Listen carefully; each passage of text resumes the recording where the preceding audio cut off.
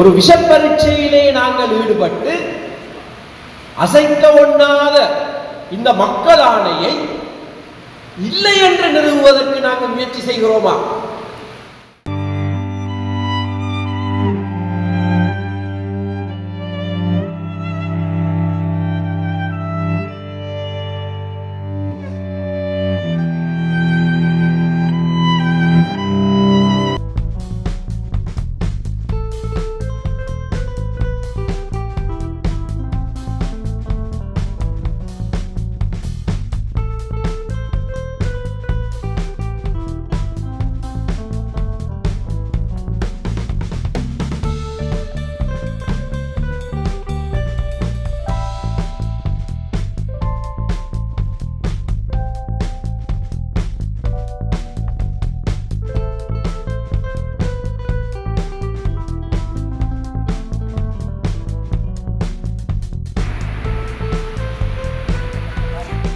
அன்புள்ளங்கள் அனைவருக்கும் இனிய வணக்கம். நான் சார்ல்ஸ்.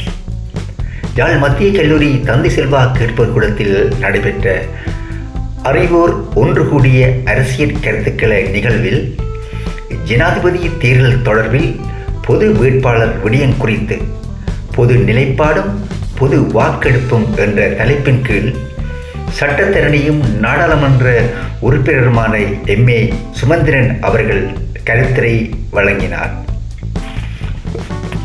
பொது வேட்பாளர் என்ற விடயம் தமிழர்களின் இருப்பையே இல்லாமல் செய்கின்ற ஒரு விஷ பரீட்சையாகும். இந்த பொது வேட்பாளர் அரசியல் கட்சிகள் முன்னெடுக்க வேண்டிய விடயம், ஆனால் சிவில் சமூகம் அல்ல என்கிறார் சுமந்திரன். நாடாளுமன்ற உறுப்பினர் சுமந்திரன் அவர்களின் முழுமையான உரையின் காணொளி உள்ளே வாங்க கேட்கலாம். நன்றி. வாழ்க வளமுடன். அனைவருக்கும் என்னுடைய பொதுவான மாலை வணக்கம். இந்த கூட்டத்தை இப்படியான ஒரு கூட்டத்தை அல்ல, இப்படி பல கூட்டங்களை நடத்த வேண்டும் என்று நினைத்து இன்றைய காலகட்டத்திலே ஒரு பொது வேட்பாளரை நிறுத்த வேண்டும் என்று சொல்லுகிற தரப்பினர் என்னோடு வந்து உரையாடிய போது நான் அவர்களுக்கு இன்றைய தினம் இப்படியாக ஒரு கூட்டம் ஒழுங்கு செய்திருக்கிறேன் என்று அவர்களையும் அதிலே பங்கு கொள்ளுமாறு அழைத்திருந்தேன். நல்ல விடயம், நிச்சயமாக பொது வழியிலே பேசப்பட வேண்டிய விடயம். நாங்கள் கலந்து கொள்வோம் என்று எனக்கு வாக்குறுதி அளித்தார்கள். பிறகு அவர்களிடத்திலே பேச்சாளர்களாக அழைத்த போது ஒருவர் சொன்னார், அது ஞாயிற்றுக்கிழமை, அந்த நேரம் எனக்கு பொருந்துமோ தெரியாது என்று சொன்னார். அப்படியானால் சனிக்கிழமை உங்களுக்கு வசதியா? சனிக்கிழமை காலை அல்லது மாலை அல்லது ஞாயிற்றுக்கிழமை காலை உங்களுக்கு வசதியான நேரத்தை சொல்லுங்கள் என்று அவருக்கு சொன்னபோது, நான் ஒரு குழுவை சார்ந்தவன், அந்த குழு ஒரு தீர்மானம் எடுத்திருக்கிறது, உங்களுடைய மேடைக்கு போகக்கூடாது என்று, ஆகையினாலே நான் வர முடியாது என்று சொல்லியிருக்கிறார். அந்த குறுஞ்செய்தி என்னுடைய தொலைபேசியில் இப்போவும் இருக்கு. சரி, அந்த கூட்டத்தில் நிறைய பேர் 7-8 பேர் இருந்தவர்கள், எல்லாருமே நல்ல விடயம் என்று சொன்னவர்கள். ஆக இன்னொரு இடத்துல கேட்டேன். அவர் சொன்னார், இப்படி ஒரு தீர்மானம் எடுக்கப்பட்டிருக்கிறது, ஆனால் உங்களுடைய முயற்சி நல்ல முயற்சி, நான் திரும்ப ஒருக்கா அவர்களிடத்தில் கேட்டு போட்டு சொல்கிறேன்னு சொன்னார். கேட்டு போட்டு 2 நாளைக்கு பிறகு சொன்னார், இல்லை, என்னால் வர முடியவில்லை, மன்னித்துக் கொள்ளுங்கள் சொன்னார். அந்த கூட்டத்திலே பங்கு பெற்றாமல் இருந்த இன்னும் 2 பேரை கேட்டிருந்தேன். ஒருவர் 10 எழுத்தாளர், பிரபலமாக எல்லாம் இதை பற்றி எழுதுகிறவர். அவர் சொன்னார், அண்ணன், இது நல்ல விஷயம் நீங்கள் செய்கிறது, ஆனால் நானும் அந்த குழுவை சேர்ந்தவன், ஆனவையால் என்னால் வர முடியாது என்றார். சரி, அந்த குழுவை சேராத ஒரு அரசியல் கட்சி தலைவரிடத்திலே கேட்டிருந்தேன். இந்த கூட்டம் முதல்ல 26ஆம் தேதி நடக்க இருந்தது. அந்த 26ஆம் தேதி ஒழுங்கு செய்யப்பட்ட போது அவர் வருவதாக இருந்தார், உறுதி செய்திருந்தார். அதை 9ஆம் தேதிக்கு மாற்றிய போது வருவேன் என்று சொல்லியிருந்தார். நேரத்தை அவருக்கு அறிவித்த போது எனக்கு குறுஞ்செய்தி அனுப்பினார். எங்களுடைய அரசியல் குழு, கட்சி அரசியல் குழு நாளை காலை கூடுகிறது, அதுக்கு பிறகு உங்களுக்கு சொல்லுகிறேன் என்றார். அதுக்கு 2 நாளைக்கு பிறகு சொன்னார், மன்னித்துக் கொள்ளுங்கள், என்னால் வர முடியாது என்றார். இது நான் ஒருவருடைய பெயரையும் சொல்லவில்லை, நாகரிகம் கருதி. ஆனால் என்ன நடக்கிறது என்பது மக்களுக்கு தெரிய வேண்டும். ஒளித்தோடுவதற்கு என்ன காரணம் என்று எனக்கு தெரியவில்லை. கருத்துக்கள் இருந்தால் கருத்துக்களை மக்கள் முன் வைப்பதுதான் ஜனநாயகம். கருத்துக்களை கருத்துக்களால் மோத வேண்டும். கருத்து சொல்லுவதற்கு சுதந்திரம் இல்லை என்று சொன்னால் அது பாசிசவாதம். இதையும் சரியான விதத்திலே நாங்கள் அடையாளம் காண வேண்டும். கருத்து சொல்லக்கூடாது என்று தடை விதிப்பது பாசிசவாதம். மிகவும் வருந்தத்தக்க விடயம், ஒரு மிகவும் முக்கியமான ஒரு விடயத்தை பற்றி மக்களோடு சேர்ந்து பகிர்ந்து உரையாற்றுவோம் என்று சொல்லுகிற போது அதை முன்கொண்டு செல்வதற்காக இருக்கிறவர்கள்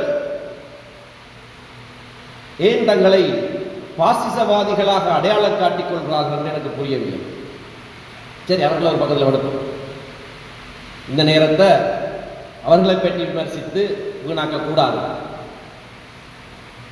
பொது நிலைப்பாடும் பொது வாக்கெடுப்பும் என்று 2024ஆம் ஆண்டு நாங்கள் பேச தொடங்கவில்லை. 1951ஆம் ஆண்டு பேராசிரியர் சர்வேஸ்வரன் சொன்னதைப் போல இலங்கை தமிழரசு கட்சியினுடைய முதலாவது தேசிய மாநாட்டிலே இந்த பொது வாக்கெடுப்பு என்ற சொற்பதம் பிரயோகிக்கப்பட்டிருக்கிறது. நான் இப்போ போகிற இடத்துல எல்லாம் இந்த புத்தகத்தை கொண்டு தெரியுறேன் என்றால் இதில் அங்கே கட்சியில் உத்தியோகபூர்வ பிரசுரம் வெள்ளி விழா மேலே. அதில் நான் நிறைய நேரம் பேச போகிறதில்லை. ஏனென்றால் மருத்துவர் சத்தியலிங்கம் சொன்னதை போல பல முக்கியமான விடயங்கள் ஏற்கனவே கௌரவ சிவஞானம் ஐயாவும் அதற்கு மேலாக பேராசிரியர் சர்வேஸ்வரர்களும் பேசிவிட்டார்கள். மக்களுக்கு இதனை பகுத்தறிந்து தீர்மானிக்கிறதுக்கு போதுமானதாக இருக்கிறது. ஆனால் சில சரித்திர விடயங்களை சொல்ல வேண்டும். ஆனால் இந்த தீர்மானத்தை சில பகுதியில் மட்டும் நான் வாசிக்கிறேன். பொது வாக்கெடுப்பு சம்பந்தமாகவும் பொது நிலைப்பாடு சம்பந்தமாகவும் பரிபூரண அரசியல் சுதந்திரத்தை அனுபவிப்பதற்கு ஒவ்வொரு இனத்திற்கும் பிரிக்க ஒண்ணாத உரிமை உண்டு என்பதாலும் இதில் ஆங்கிலத்தை படித்தா தெரியும். அதுதான் ஆங்கிலத்தில் தான் இது முதல் எழுதப்பட்டது. பிறகு தமிழில் யாரோ மொழிபெயர்த்திருக்கிறது. நான் தான் தமிழ் கொஞ்சம் கஷ்டமாக இருக்குது. அவ்வுரிமையின்றி அவ்வினத்தின் ஆன்மீக கலாச்சார தார்மீக பொலிவு சீரழிந்து விடும் என்பதாலும் இலங்கை தமிழ் பேசும் மக்கள் ஒரு தேசிய இனம் என்று கணிப்பதற்கான ஒவ்வொரு அடிப்படை தகுதிகளிலும், அதாவது முதலாவதாக குறைந்தபட்சம் சிங்கள மக்களை ஒத்த அளவுக்காவது புராதனமானதும் புகழ் செறிந்ததுமான இத்தீவில் தனியொரு வரலாற்றாலும், இரண்டாவதாக ஒப்பற்றவோர் இலக்கிய பாரம்பரியத்துடனும் இக்கால தேவைகள் அனைத்துக்கும் போதுமானதாக தமிழ் மொழியை இலங்கச் செய்யும் நவீன வளர்ச்சியுடனும் விளங்குவதான சிங்களவர்களின் மொழியினின்றும் முற்றாக வேறுபட்ட தனியொரு மொழிவாரி மக்கள் என்ற உண்மையாலும், இறுதியாக இத்தீவின் 1/3 பாகத்தை மேவி செறிந்துள்ளதான குறிப்பிடத்தக்க நிச்சயமான நிலப்பரப்பில் வசிக்கும் மக்கள் அவர்கள் என்ற காரணத்தினாலும் அந்த நிச்சயமான நிலப்பரப்பு இன்றைக்கு சுருங்கிவிட்டது. சிங்களவர்களினின்றும் வேறுபட்ட ஒரு தனி இனமாக அவர்கள் விளங்குகிறார்கள் என்பதாலும் இலங்கை தமிழரசு கட்சியின் முதலாவது தேசிய மாநாடு இலங்கை தமிழ் பேசும் இனத்திற்கென பிரிக்க முடியாத அவர்களின் அரசியல் சுயாதீன உரிமை கோருவதுடன் அடிப்படையானதும் மறுக்க ஒண்ணாததுமான சுயநிர்ணய கோட்பாட்டுக்கு இசைய மொழிவாரி அரசுகளின் எல்லைகளை நிர்வகிப்பதற்கான ஒரு பொதுசன வாக்கெடுப்பை நடாத்துமாறு கேட்டுக்கொள்கிறது. எதற்கு கேட்டுக்கொண்டோம்? இந்த எல்லைகளை நிர்ணயிப்பதற்கான பொதுசன வாக்கெடுப்பை கேட்டுக்கொண்டோம். ஆங்கிலத்திலே மிகவும் தெளிவாக இருக்கிறது.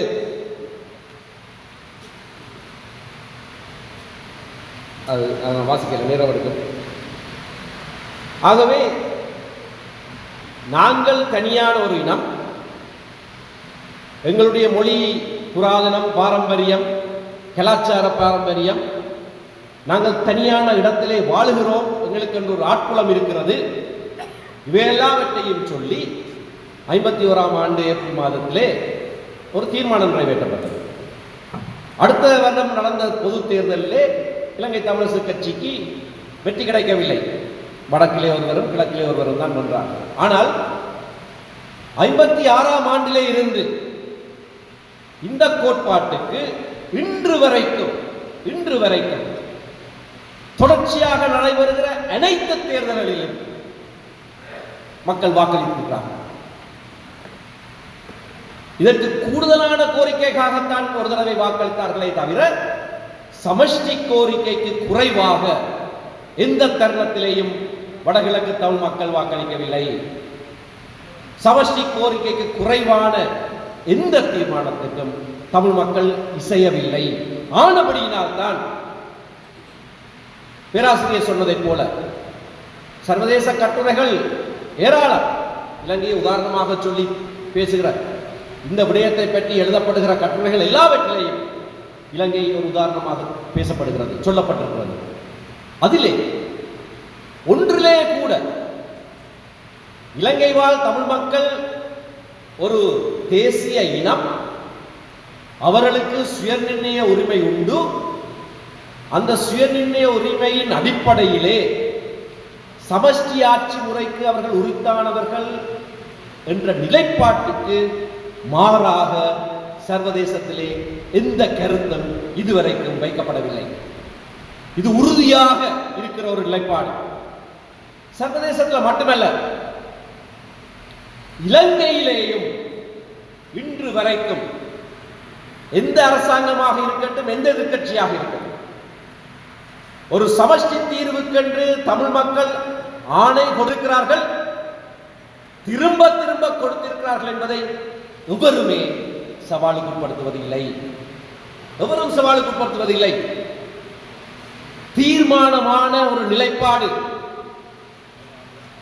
தீர்மானமான. ஏன் நான் சொன்னதை போல 56ஆம் ஆண்டில் இருந்து தொடர்ச்சியாக சமஷ்டிக்கு குறைவான எந்த நிலைப்பாட்டையும் எங்களுடைய மக்கள் பிரதிபலிக்கவில்லை. 72ஆம் ஆண்டு ஒரு புதிய அரசியலமைப்பு உருவாக்கப்படுகிற வேளையிலே இலங்கை தமிழரசு கட்சி ஒரு பொதுநிலை அறிக்கையை வெளியிட்டோம். ஒரு மாதிரி அரசியலமைப்பை அரசியலமைப்பு சபைக்கு முன்பாக வைத்தோம். அதான் அந்த பொதுநிலை அறிக்கை, பொது நிலைப்பாடு. இதான் அந்த பொது நிலைப்பாடு. அதுல சில பகுதியில் மட்டும் படிக்கிறேன். நினைவு கெட்டாத காலத்தில், ஃப்ரம் டைம் இம்மெமோரியல், அதை தமிழில் போட்டிருக்கு. நினைவு கெட்டாத காலத்தில் இருந்து இலங்கையானது சிங்களவர்களினதும் தமிழர்களதும் தாயகமாக விளங்கி வருகிறது. இராவணன், விஜயன் என்போர் பற்றிய கர்ண பரம்பரை கதைகளை அல்லது வேறு வரலாற்று குறிப்புகளை சான்று காட்டி யாரின் நாட்டில் முதலில் வசித்தார்கள் என்பது பற்றிய விவாதம் எதிலும் ஈடுபடுவது பயனற்றதாகும். இந்நாட்டின் பன்னூற்றாண்டுகளாக வாழ்ந்து வரும் முஸ்லிம்கள், மலேயர், பரங்கியர் என்போரும் சிங்களவருடனும் தமிழருடனும் சம உரிமைகளையும் வாய்ப்புகளையும் பெறுவதற்கு உரிமையுடைய சுதேச மக்களாக கருதப்படுவதற்கு உரித்துடையவர்களாவர். இந்நாட்டு மக்களின் வரலாற்று வளர்ச்சியும் வாழ்க்கை முறையும், அதுக்கு பிறகு காலத்துவத்தை பற்றி சொல்லப்பட்டிருக்கு. தமிழர்கள் தமது சுதந்திரமான இறைமையுள்ள தமிழரசை மீள நிறுவுமாறு கோருவதற்கு உறுத்துடையவராயினும் இலங்கையில் வாழும் சிங்களவர்களுடனும் ஏனைய மக்களுடனும் முழுமையான சமத்துவ அடிப்படையில் ஒரு சமஷ்டி கூட்டரசின் கீழ் ஐக்கியப்படுவதற்கான தமது தீர்மானத்தை அவர்கள் ஜனநாயக ரீதியில் சுட்டிக்காட்டியுள்ளார்கள். கடந்த தேர்தலில் ஐக்கிய முன்னணியினர் பெருந்தொகையினராக பெற்ற வெற்றியானது அரசியலமைப்பை புரட்சிகரமாக மாற்றுவதற்கு சிங்கள மக்கள் அளித்த ஒரு பொறுப்பானை என வியாக்கியானம் செய்யப்படுவதாயின் தமிழ் மக்களும் தற்போதைய ஒற்றையாட்சி அமைப்பை நிராகரிக்கவும் ஒரு சமஷ்டி ஆட்சி அமைப்பின் அடிப்படையில் நாட்டின் ஏனைய மக்களுடன் இணையவும் நாடாளுமன்றத்தில் உள்ள தமது பிரதிநிதித்துவங்களுக்கு பொறுப்பானை அளித்துள்ளனர். இது எங்களுடைய பொது நிலைப்பாடு. இதனால் தான் 72ஆம் ஆண்டு புதிய அரசியலமைப்பு உருவாக்கப்பட்ட போது இலங்கை தமிழரசு கட்சியினுடைய ஒவ்வொரு யோசனைகள், இறுதி யோசனை சமஷ்டி கூட அல்ல, கச்சேரிகளை மக்களால் தேர்ந்தெடுக்கப்படுகிற சபைகளாக மாற்றுங்கள், உங்களுடைய தேர்தல் அறிக்கையில் இருக்கிறதையாவது செய்யுங்கள் என்று திரு வி தர்மலிங்கம் முன்வைத்த யோசனையையும் பெரும்பான்மை வாக்குகளாலே நிராகரித்த பிறகு தந்தை செல்வா அந்த அரசியலமைப்பு பேரவையில் அசம்பிளி இல்லை, அரசியலமைப்பு பேரவை, அது கான்ஸ்டிடியூஷனல் அசம்பிளி, அரசியல் நிர்ணய சபை. தேங்க்யூ. அரசியல் நிர்ணய சபையிலே எழுந்து சொன்னார், நியாயமான எங்களுடைய கோரிக்கைகள் அனைத்தும் பெரும்பான்மை வாக்குகளாலே நிராகரிக்கப்பட்ட நிலையிலே இனி இங்கு வருவதிலே பிரயோசனம் இல்லை. நான் இன்று வெளிநடப்பு செய்து இதனை ஒரு நாடகமாக மாற்ற விரும்பவில்லை. நாளையிலிருந்து நாங்கள் வரமாட்டோம் என்று அடுத்த நாளிலிருந்து அவர்கள் பங்கு பெறவில்லை. அதைத் தொடர்ந்து அவர் தன்னுடைய ஆசனத்தை ராஜினாமா செய்ததும் 2.5 வருடங்களுக்கு பிறகு 25ஆம் ஆண்டு காங்கிரஸ் என்ற இடைத்தேர்தலிலே அமோக வெற்றி ஈட்டியதும் இந்த அடையாளங்கள், அதாவது ஒரு சமஷ்டிக்கான ஆணை எங்களுடைய மக்கள் 70ஆம் ஆண்டு தேர்தலிலே எங்களுடைய மக்கள், தமிழ் மக்கள் கொடுத்திருந்த போதும் புதிதாக உருவாக்கப்பட்ட அரசியலமைப்பிலே அதற்கு இடம் கொடாமல் ஒரு பேரினவாத நிகழ்வாக சிங்கள மக்களுடைய ஆணையை மட்டும் நிறைவேற்றினார்கள் என்பதை வெளிக்கொண்டு வருவதற்காக ஒரு அடையாளமாக அந்த இடைத்தேர்தலிலே வெற்றி பெற்றார். அதைத் தொடர்ந்து 77ஆம் ஆண்டு ஜூலை மாத பொது தேர்தலிலே தனிநாடு கோரிக்கையை முன்வைத்து அன்றிருந்த தேர்தல் முறை காரணமாக நாங்கள் எங்களுக்கு மக்கள் ஆணை கிடைத்தது என்று சொல்லக்கூடியதாகவும் இருந்தது. தமிழ் மக்கள் பெரும்பான்மையாக வாழுகிற அனைத்து தேர்தல் தொகுதிகளிலேயும் வடகிழக்கிலே ஒரு தொகுதி தவிர, கல்குடா தொகுதி தவிர மற்ற எல்லா தொகுதிகளிலும் வென்றோம் என்பதனால் நாங்கள் அந்த ஆணை எங்களுக்கு கொடுக்கப்பட்டது என்று சொன்னோம். அப்பொழுதும் அது சவாலுக்கு உட்படுத்தப்பட்டது. வாக்குகளின் அடிப்படையிலே உங்களுக்கு அது கிடைக்கவில்லை என்று அதிபர் ஜே.ஆர். ஜெயவர்தன தலைவர் அமுதலிங்கத்துக்கு கடிதம் ஒன்றை எழுதினார். அமுதலிங்கம் அதுக்கு பதில் அளிக்கிற போது புத்தளத்திலே கிடைத்த வாக்குகளையும் சேர்த்து காண்பித்து 50க்கு மேலே சொற்பமாக காண்பித்தார். நான் என்ன சொல்ல வருகிறேன் என்றால், 50 எட்டுவதற்கு எல்லா கட்சிகளும் ஒன்றிணைந்து வாக்களித்த போதும் அங்கேயேதான் தத்தளித்துக் கொண்டிருந்தது. நாங்கள் ஒரு மக்களாக எங்களுடைய மக்கள் ஆணை 70 வருடங்களுக்கு மேலாக தொடர்ச்சியாக ஒரு சமஷ்டி அடிப்படையிலான அதிகார பகிர்வுக்கானது என்பதை இனியும் நிறுவ தேவையில்லை. அது நிறுவியாயிற்று, திரும்ப திரும்ப நிறுவியாயிற்று. விஷப்பரீட்சை என்று நான் அடிக்கடி சொல்லுகிறேன். அதை முதலிலே எனக்கு முன்பதாகவே அதை ஊடகங்களுக்கு சொன்னவர் கௌரவ சி.வி.கே. சிவஞானம் ஐயா அவர்கள். ஒரு விஷப்பரீட்சையிலே நாங்கள் ஈடுபட்டு அசைக்க ஒண்ணாத இந்த மக்கள் ஆணையை இல்லை என்று நிறுவுவதற்கு நாங்கள் முயற்சி செய்கிறோமா? அப்படி ஒரு ஆணை இல்லை என்பதை காண்பிப்பதற்கு துடியாய் துடிக்கிறோமா? அரசியல் தலைவர்களாக, தமிழ் மக்களுடைய அரசியல் தலைவர்களாக அந்த விஷப்பரீட்சைக்கு நாங்கள் செல்லவே கூடாது என்பது என்னுடைய ஆணித்தரமான கருத்து. ஏனென்றால் அதற்கான காரணங்கள் பல சொல்லப்பட்டிருக்கின்றன. இது ஒரு பொது வாக்கெடுப்பு அல்ல, இது சமஷ்டிக்கான வாக்கெடுப்பு அல்ல, இது வேறொரு விடயம். தேர்தலிலே வாக்களிக்க போகிறவர் இந்த நாட்டின் ஜனாதிபதியாக யார் வர வேண்டும் என்று பலருக்கு பல கருத்துக்கள் இருக்கும். அவர் அந்த கருத்துக்கு தான் வாக்களித்து விட்டு வருவார். இன்னொரு செய்தியை சொல்லுவதற்காக அவர் வாக்களிக்க போவதில்லை. ஆகவே தேவையில்லாத அதுவும் உதவாத ஒரு விஷ பரீட்சை என்றாலும் பரவாயில்லை. இல்லை, இது எங்களுடைய இருப்பையே இல்லாமல் செய்ய போகிற ஒரு விஷ பரீட்சை கூட இல்லை, இல்லாமல் செய்ய போகிற ஒரு நிகழ்வு. இதற்கு நாங்கள் இணங்கினால் இதுகால வரைக்கும் நாங்கள் எங்களுடைய உயிர் மூச்சென்று சொல்லுகிற எங்களுடைய இறைமை, எங்களுக்கான சுயநிர்ணய உரிமை அனைத்தையும் இல்லை என்று நாங்களே சொல்லுகிறதான ஒரு செயற்பாடாகத்தான் இது இருக்கிறது.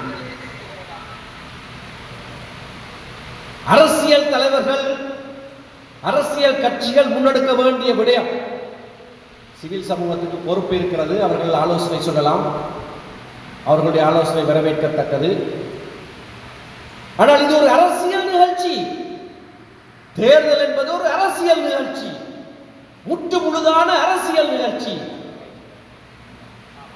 அந்த அரசியலிலே மக்களை வழிநடத்துவதற்கு மக்கள் சிவில் சமூகத்தினரை தெரிவு செய்து அனுப்பவில்லை, எங்களை தான் தெரிவு செய்திருக்கிறார்கள். மக்களாணை எங்களுக்கு தான் இருக்கிறது. அந்த தீர்மானங்களை எடுக்க வேண்டிய பொறுப்பு எங்களுடைய கையிலே தான் இருக்கிறது. வேறு எவருக்கும் நாங்கள் அதை விட்டுவிட முடியாது. விட்டுவிட்டால் எங்களுடைய பொறுப்பை நாங்கள் உதாசீனம் செய்தவர்களாகும். எங்களுடைய மக்களுடைய தலைவிதியை நிர்ணயிக்கக்கூடியதான இந்த பொறுப்பற்ற செயலுக்கு நாங்கள் எந்த வகையிலையும் இடம் கொடுக்க கூடாது. அதையும் மீறி சுவரிலே எழுதப்பட்டிருக்கிறது என்ன மாதிரியான தீர்மானம் வரப்போகிறது. நான் புள்ளி விவரங்கள் எல்லாம் காண்பிக்க விரும்பவில்லை. அனைத்து தமிழ் தேசிய நிலைப்பாடுள்ள மக்கள் வாக்களித்தாலும் 20% தொடாது. வேண்டுமென்றால் வேறு இடத்துக்கு நான் காண்பிக்கிறேன் புள்ளி விவரத்தில். அப்படி எழுதப்பட்டிருக்கிறதை பார்த்து கொண்டு இல்லை நாங்கள் அதைத்தான் நிறுவப் போகிறோம் என்று ஒற்றை காலிலே எவராவது நிற்கிறார்களாக இருந்தால் அதற்கு எதிராக மக்களை விழிப்படைய செய்ய வேண்டியது எங்களுடைய பொறுப்பு, வேறு யாருடைய பொறுப்பும் அல்ல.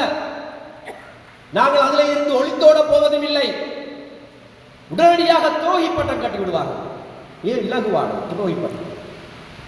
அதுக்கு இன்றைக்கு பெருமதியே இல்லாமல் பெருமதியே இல்லாமல் கட்டுங்கள். ஆனால் இதைத்தான் செய்தாலும் எங்களுடைய மக்களுடைய அடிப்படை அந்த இறைமையிலே இருந்து உருவாகிற அந்த உரித்தை விட்டுக் கொடுப்பதற்கு, இப்படியாக விலை பேசி விடுவதற்கு நாங்கள் இணங்க போவதில்லை. இறுதி வரை இணங்க போவதில்லை. சரி, ஒரு தமிழ் பொது வேட்பாளர் என்று ஒருவரை அடையாளப்படுத்தி நிறுத்தினாலும் கூட நான் சொல்லுகிறேன், அதற்கு எதிராக பிரச்சாரம் செய்ய வேண்டும். நாங்கள் அதற்கு எதிராக பிரச்சாரம் செய்ய வேண்டும். ஏன் என்று கேட்டிருக்கிறார். அப்பொழுதுதான் அவர் படுதோல்வி அடைகிற போது இது எங்களுடைய அரசியல் நிலைப்பாடு அல்ல, இது யாரோ செய்த கோமாளி கூத்து என்று நாங்கள் சொல்லக்கூடியதாக இருக்க வேண்டும். இது பிரதானமான தமிழ் கட்சியை சார்ந்தவன் என்ற வகையிலே நான் சொல்லுகிறேன், என்னுடைய கட்சியினருக்கும் சொல்லுகிறேன். இதற்கு எதிராக தீர்மானமாக மக்கள் மத்தியிலே பிரச்சாரம் செய்ய வேண்டிய பாரிய பொறுப்பு எங்களிடத்தில் இருக்கிறது. என்னையும் துரோகி என்று சொல்லிவிடுவான் என்று ஒழுத்தோட வேண்டாம். தயவு செய்து அதை செய்ய வேண்டும். மக்கள் நலனுக்காக, எங்களுடைய இருப்புக்காக காலாகாலமாக இலங்கை தமிழரசுக்கு, நாங்கள் தமிழரசு கட்சிக்காரர்களுடைய சொல்றேன், அடிப்படையிலே இதை எடுத்து இயம்பின கட்சி என்ற காரணத்துக்காக, இந்த நிலைப்பாட்டிலே உறுதியாக இருக்கிறவர் என்ற காரணத்தினால இதை இல்லாமல் செய்கிற எந்த செயற்பாட்டுக்கும் எதிராக நாங்கள் முழு மூச்சோடு இயங்க வேண்டும் என்று சொல்லி, இனி அடுத்தது என்ன என்பதை பற்றி தான் நான் சொல்ல விரும்புகிறேன். அடுத்தது என்னன்னு சொன்னால், என்னுடைய கருத்து, இந்த விடயம் சம்பந்தமாக மக்கள் மத்தியில் ஒரு கருத்துருவாக்கம் வர வேண்டும். இன்னும் நாட்கள் இருக்கிறது. அக்டோபரில் தான் ஜனாதிபதி தேர்தல். ஆனபடினால மக்கள் விடயங்களை அறிந்து ஒரு நிலைப்பாட்டை அல்லது தங்களுடைய கருத்துக்களை அவருடைய மனங்களிலே என்னென்ன இது சம்பந்தமான விடயம் என்னது நாங்கள் ஒரு இறுதி நிலைக்கு வந்து விட்டோமா, திரு ஸ்ரீகாந்தா சொன்னதை போல இதை விட்டால் இனி சந்தர்ப்பம் இல்லை, நவோ நெவர் என்று சொன்னார். அப்படி வந்து விட்டோமா, அல்லது 70 வருட காலமாக இதுக்காண்டி சொல்லிக் கொண்டிருக்கிறோம். அப்போ இந்த முறை சொன்ன பிறகு அடுத்தது என்ன நடக்க போகுது, அது ஒரு கேள்வி இருக்குது. இந்த முறையும் சொன்ன பிறகு அடுத்தது என்ன செய்ய போகிறோம், அது ப்ரொஃபஸர் சர்வேஸ்வரன் கேட்டார். அப்போ அது அடுத்த ஜனாதிபதி தேர்தலில் ஒவ்வொரு 5 வருஷமும் ஒரு அணை நிப்பாட்ட போகிறோமா. ஆனால் அதை விட பிரதானமான கேள்வி, நாங்கள் கடன் சொன்ன கேள்வி, இதில் தோற்று விட்டால் இல்லை, தோல்விதான் வாக்களிப்பு விதத்தில் வடிவாக தெரியுது. அப்போ நாங்களே எங்களுக்கு இந்த சொந்த காசில் சூன்யம் வைக்கிறோன்னு சொல்லுவாங்க. ஏன் அப்படி ஒரு வேலையை நாங்கள் செய்ய வேணும், அதையும் மக்கள் தீர்மானிக்க வேண்டும். அண்மையில் ஜப்பானிய தூதரோடு நான் ஒரு இரவு விருந்தில் இப்போ 2 கிழமைக்கு முதல் சந்தித்து நீண்ட நேரம் பேசிக்கொண்டிருந்த போது நான் சும்மா அவர்களை கேட்டேன், ஜப்பான் இரண்டாவது உலக போருக்கு பிறகு ஜப்பான் இப்படியாக எழுந்ததுக்கான விவரணங்கள் காரணங்கள் சம்பந்தமாக ஆய்வு கட்டுரைகள் இருக்கிறதான்னு கேட்டபோது அவர் சொன்னார், நானே ஒரு பேச்சோடு பேசியிருப்பேன், நன்மையிலே உங்களுக்கு அனுப்பி வைக்கிறேன் இடத்துல அனுப்பி வைத்தார். அதை படித்த போது அது ஏன் வியப்பாக இருந்தது. அவர்கள் தீர்மானமாக சில முடிவுகளை எடுத்தார்கள். தங்களை போரிலே தோற்கடித்தவர்கள், அணுகுண்டை தங்களுடைய கிராமங்களில் வீசினவர்கள், இத்தனை லட்சம் மக்கள் இறந்தது. ஆனால் நாங்கள் மேற்கத்திய வழியை நாங்கள் சேர்த்துக்கொள்வோம், ஜனநாயக வழிக்கு நாங்கள் திரும்புவோம், மேற்கத்திய ஜனநாயகத்தை நாங்கள் எடுப்போம், அவர்களுடைய தொழில்நுட்பத்தை நாங்கள் பின்பற்றுவோம் என்று தீர்மானித்து நகர்ந்ததுக்கான பல சான்றுகளோடு ஒரு ஆவணத்தை எனக்கு அனுப்பி வைத்திருக்கார். மிகவும் ஒரு கவர்ச்சிகரமான ஒரு ஆவணம். அது ஒரு விதம்.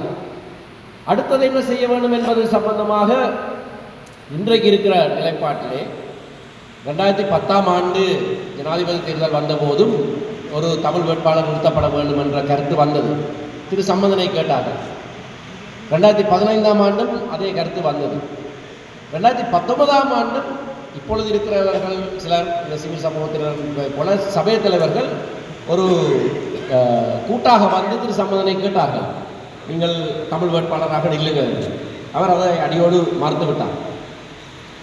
2010ஆம் ஆண்டு தேர்தலில் போருக்கு உடனடியாக பிறகு நடந்த தேர்தலில் எங்களுடைய மக்கள் 3 லட்சத்துக்கு அண்மித்த எண்ணிக்கையானவர்கள் முக்கம்பி வேலைக்குள்ளே இருக்கின்ற போதும் கூட வாக்களித்தார்கள். வாக்களித்த போது அதுக்கு பிறகு 3 மாதங்களுக்கு பிறகு நடந்த பொது தேர்தலில் எங்களுக்கு கிடைத்த வாக்கை விட 2 மடங்கு வாக்கு அந்த போரில் தளபதியாக இருந்த சரத் பொன்சேகாவுக்கு கொடுத்தாங்க. 2 மடங்கு எங்களுக்கு கிடைச்ச வாக்கை விட சரத் பொன்சேகாவுக்கு கிடைச்ச வாக்கு 2 மடங்கு கூடுதலாக. அடுத்த தடவை நாங்கள் ஒரு நிலைப்பாட்டை எடுத்து மைத்ரிபால சிறிசேனக்கு என்று சொன்ன போது எங்களுடைய மக்கள் வாக்களித்தார்கள். நாங்கள் சொன்னபடியினால் என்று நான் சொல்லவில்லை, மக்கள் தீர்மானித்திருந்தார்கள். மைத்ரிபால சிறிசேன வென்றார். அதனால் என்ன ஆனது என்று பலர் கேள்வி கேட்கிறார்கள்.